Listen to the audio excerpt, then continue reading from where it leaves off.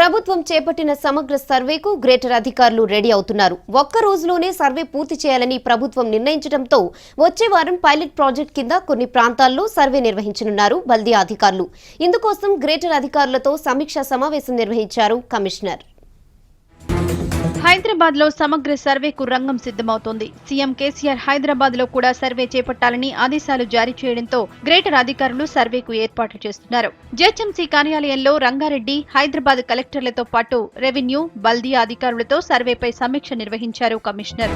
సమగ్ర సర్వేకు ప్రతి ఒక్కరూ సహకరించాలన్నారు జీహెచ్ఎంసీ కమిషనర్ సోమేష్ కుమార్. సిటీలోని 20 లక్షల కుటుంబాలను 20,000 మంది సిబ్బందితో సర్వే చేస్తామన్నారు. ఒక్కో అధికారి 25 నుంచి 30 ఇళ్ల వరకు సర్వే చేయాలని అధికారులకు సూచించారు.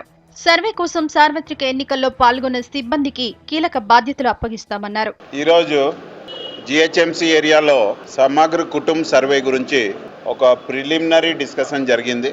ప్రభుత్వం ఆదేశాలకు అనుగుణంగా ప్రతి ఒక్కరూ సకుటుంబ సర్వేను బాధ్యతగా చేపట్టాలని అన్ని శాఖల అధికారులకు సూచించారు జిల్లా కలెక్టర్లు. ఆగస్టు 19న ఒక్క రోజులోనే సర్వేను పూర్తి చేయడం ఛాలెంజ్ గా తీసుకోవడంతో అధికారులు భారీగా ఏర్పాట్లు చేస్తున్నారు.